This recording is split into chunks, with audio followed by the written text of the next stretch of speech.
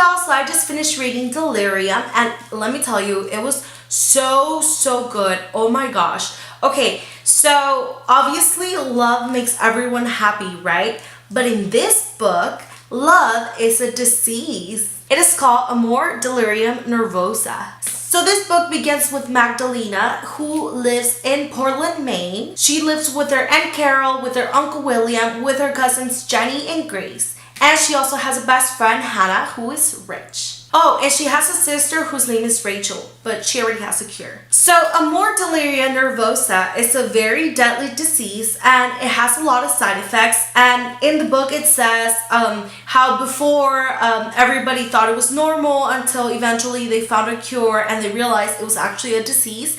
And all the US, well, all the people in the US should be cured. The other countries are not cured, but they are not allowed to travel anywhere. All of the cities have like border fence that are like electrified. Like if you touch it, you're dead. So when you turn 18, that's when you're supposed to take a test, which will test, I think it's like your intelligence and your physical skills. And that will tell you who you're going to be paired with, because you do get to get married. It's just that you don't get married for love. You get paired with someone that the government chooses. You must get the cure when you're 18, because if you do it before, well, at least in the book, if you do it before, you can get like mental retardation or any other diseases. However, in special cases where they're like in the midst of falling in love with someone, they do early procedures. So members of the DFA, Delirium Free America, are asking Lena questions when suddenly cattle goes running through the whole facility. Everyone is so scared, and then the cattle have the word love written in them and whatnot.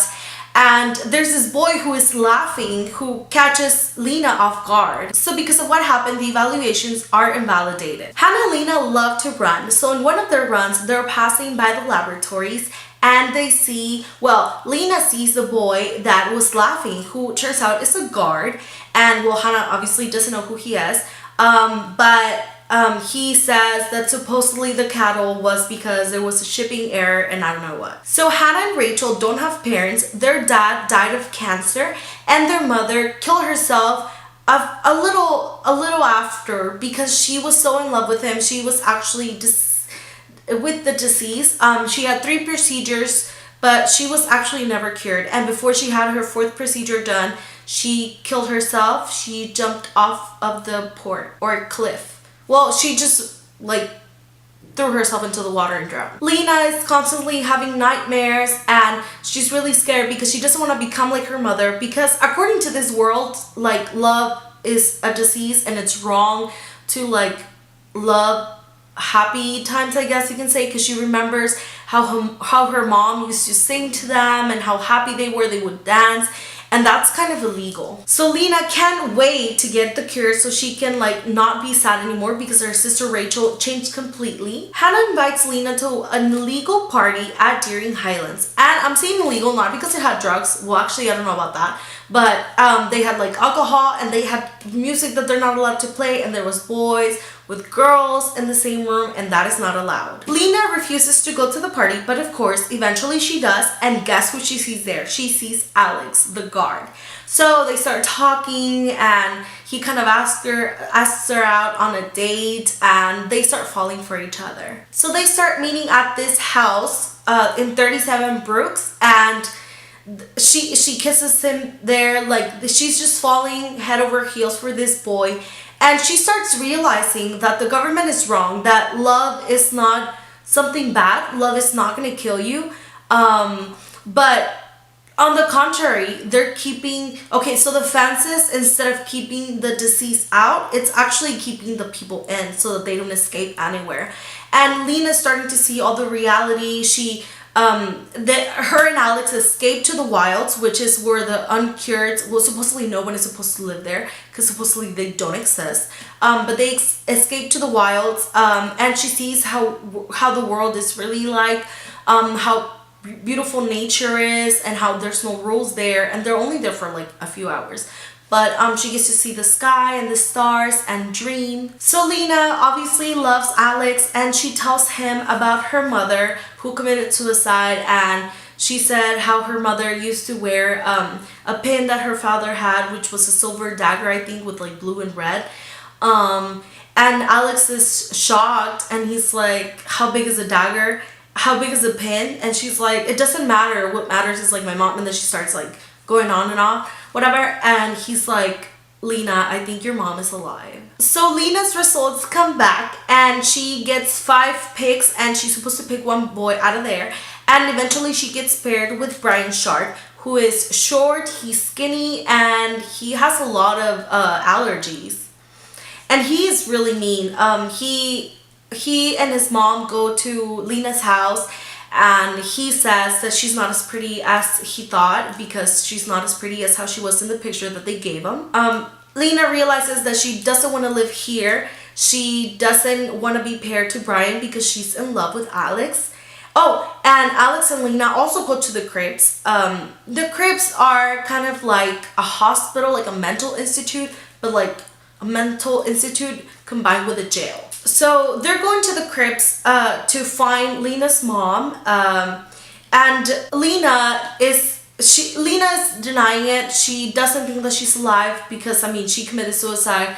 Rachel knows, her aunt knows, and she is just, I hope, when they go into the Cribs, it's just horrible. It's like a lot of, it's just the way they described it in the book. It's like you can tell that it's really smelly, and the residents are not being taken care of, and they don't shower, they hardly eat. So it turns out that Alex found out about her mother there because his dad was actually there too. They are in Ward 6, and that's a place where all the agitators, rebels and whatnot are at, and they're not allowed to come in, and they're not allowed to go out, and no one is supposed to go in. But since Alex works as a guard, he has a friend there, and that's how he finds out that his dad is there, that he's not dead. And now he is dead because he has his grave, and he still goes there. So then once they get to Ward 6, it turns out that her mother actually escaped. She was there. Lena's mother had been carving the word love all over the wall, and eventually she made a huge word a huge word love, and the O was actually a tunnel, and that's where she escaped. And she is just so sad, and I think I just got a text. And she's really sad, and now she doesn't know where her mom is, and she thinks she's in the wilds. She's obviously really mad because she knows that Rachel and her Aunt Carol knew that she was alive all along, and they never told her the truth. So Lena convinces Alex that they should go run off to the wilds and live there forever. She tells her plans to Hannah, and Hannah is obviously shocked, and she can't believe that she's like really, really in love and willing to give up everything. And then Lena tells her, you can come with me too, because Hannah was like, oh, you're gonna leave me, wow, I don't know what. And then Lena was like, oh, you can come with me too. And Hannah says no. She's like, I can't leave all of this behind. And Lena is shocked because she's like, well, you went to the party and you listened to illegal music, like this is not that great, this is not a big deal. But Hannah actually has her parents there. She's rich. She has a huge house. The boy that she's paired with is like the son of the governor, and she is just happy where she's at, and she refuses, but she's willing to help out Hannah. So Lena meets Alex at 37 Brooks, and they're talking, and then she's thinking, how come she can see Alex so well, like, because his face is like lit up. And then she realizes that there's the police that just got there, and they're like, freeze, stop what you're doing, and I don't know what. And they start attacking them, they start running, and Alex has a plan. They still have to escape to the wilds, but now since they're running away, the whole fence is electrified.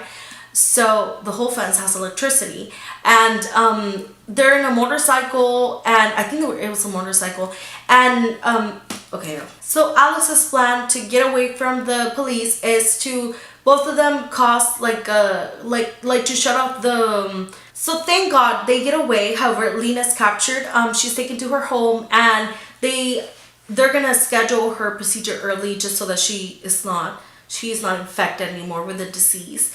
And she's at night thinking how she can escape. She gets Hannah to give a message to Alex, and then Alex rescues her, and obviously everybody starts chasing them. And they're like, every street where they turn, there's policemen with guns, and they're being chased like crazy. And then Alex finally has a plan. Since they're in the motorcycle, they're gonna toss the motorcycle towards the fence, and that electric shock is gonna like shock the motorcycle, and then like shut off for a while because all the energy is wasted, because then they don't have that much energy to waste. And then they're gonna climb over the fence. So then they're going. Lena takes care of like driving the motorcycle, and then Alex tells her, when I say jump, jump. So then he yells jump.